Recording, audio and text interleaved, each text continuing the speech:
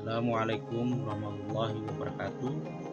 Perkenalkan, nama saya Risna Gunou, calon guru penggerak angkatan 10 tahun 2024, Kabupaten Walemo, Provinsi Gorontalo.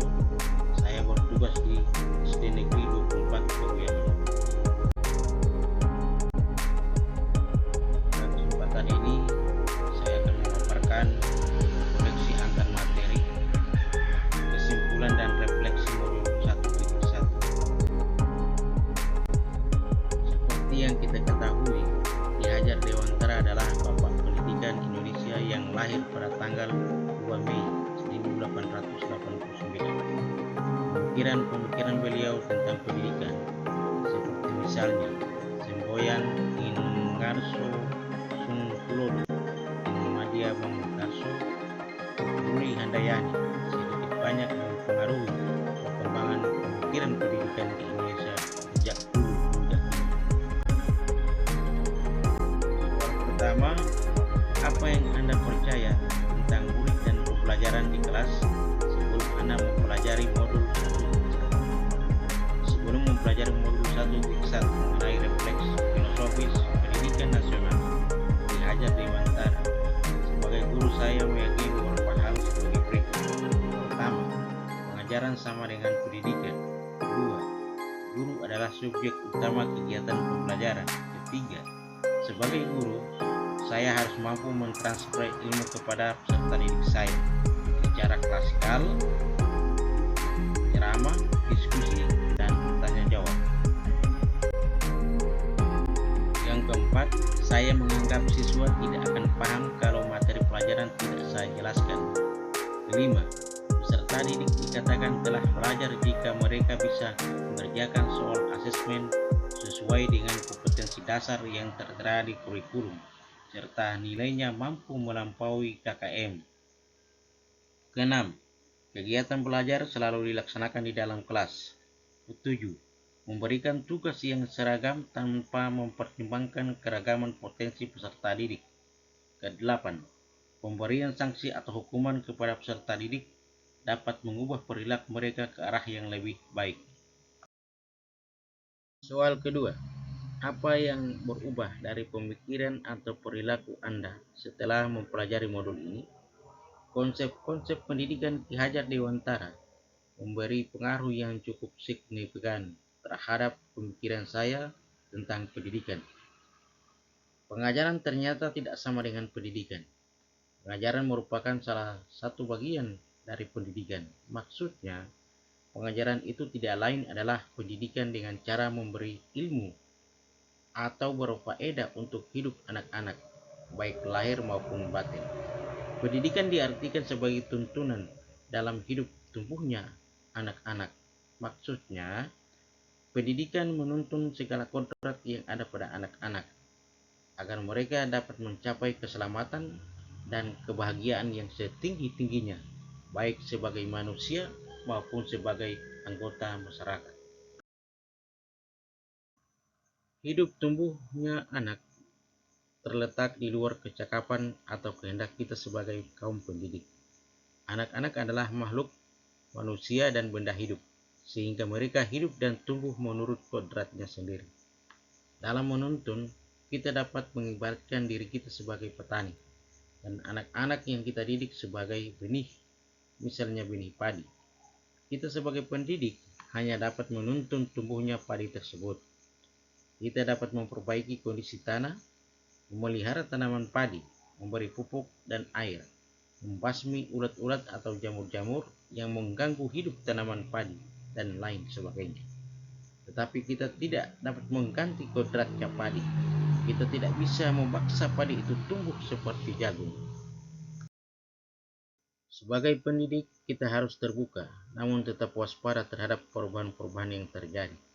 Pada dasarnya, anak bukanlah kertas kosong yang bisa digambar sesuai dengan keinginan orang dewasa, tetapi anak sudah membawa kekuatan atau kodratnya, yaitu kodrat alam dan kodrat zaman. Kodrat alam anak berbeda-beda. Kodrat alam anak yang tinggal di pegunungan akan berbeda kodratnya dengan anak yang tinggal di pesisir pantai. Mereka akan memiliki potensi, bakat, dan minat yang berbeda. maka kita harus menyadari bahwa setiap anak itu beragam dan mempunyai keunikan sendiri-sendiri. Sedangkan kodrat zaman berhubungan dengan zaman yang dialami oleh peserta didik pada saat pengajaran atau pendidikan berlangsung. Untuk pendidikan saat ini, para pendidik harus menekankan pada kemampuan anak untuk memiliki keterampilan abad 21, diantaranya kreatif, berpikir kritis, kolaborasi, dan komunikasi. Menurut Ki Hajar Dewantara, ada 3 prinsip untuk melakukan perubahan atau sering disebut 3 asas trikon. Di antaranya yaitu 1. Kontinuitas. Maksudnya adalah ketika belajar, kita harus berkelanjutan. Kita tidak boleh melupakan budaya dan sejarah dalam melakukan perubahan. 2. Konvergensi. Maksudnya adalah pendidikan harus memanusiakan manusia dan memperkuat nilai kemanusiaan kita. 3. Konsentres. Maksudnya adalah pendidikan harus menghargai keberagaman dan memerdekakan pembelajar. Jadi jelas sekali terlihat bahwa pendidikan itu memerdekakan. Tujuan pendidikan utama yang digagas Ki Hajar Dewantara adalah bagaimana pendidikan mampu membuat anak memiliki budi pekerti atau watak yang baik. Orang yang mempunyai kecerdasan budi pekerti akan senantiasa memikirkan dan merasakan serta memakai ukuran, timbangan, dan dasar-dasar yang pasti dan tetap. Watak atau budi pekerti bersifat tetap dan pasti pada setiap manusia, sehingga kita dapat dengan mudah membedakan orang yang satu dengan yang lainnya. Budi pekerti, watak atau karakter merupakan hasil dari bersatunya gerak pikiran, perasaan dan kehendak atau kemauan, sehingga menimbulkan tenaga. Melalui pendidikan, saya dan kita semua berharap bahwa anak-anak peserta didik kita nantinya bisa tumbuh menjadi sebaik-baiknya manusia yang memiliki adab dan berbudi pekerti yang baik. Soal nomor 3, apa yang dapat segera Anda terapkan lebih baik agar kelas Anda mencerminkan pemikiran Ki Hajar Dewantara? Pertama, saya harus mengubah mindset saya yang tadinya berpikir bahwa anak itu adalah selembar kertas kosong yang tidak atau belum tahu apa-apa.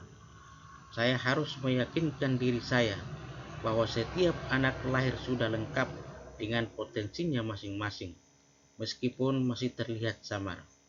Saya harus peka membaca dan menggali setiap potensi anak yang saya didik, agar pengajaran dan pendidikan yang saya berikan nantinya, baik metode maupun bahan ajar, bisa betul-betul menggali potensi anak seoptimal mungkin. Kedua, saya mencoba menciptakan suasana kelas yang menyenangkan. Hal ini sejalan dengan kodrat anak yang senang bermain. Kita bisa mengkolaborasikan asiknya permainan ke dalam kegiatan pembelajaran.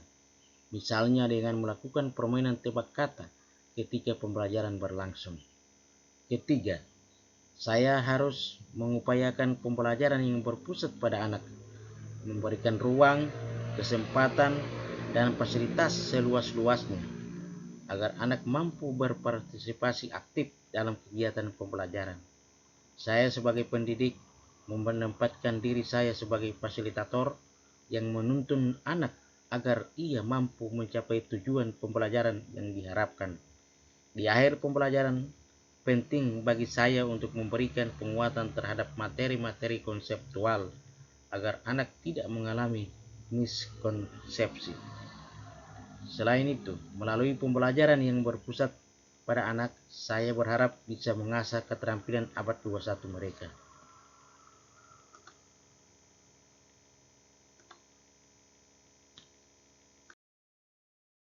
Keempat, sebagai wujud dari tujuan pendidikan yang utama, yaitu lahirnya anak yang tidak hanya kompeten dari segi akademis, tapi juga berbudi pekerti yang baik. Saya sebagai guru, selain memberikan wejangan, harus bisa memberikan teladan yang baik.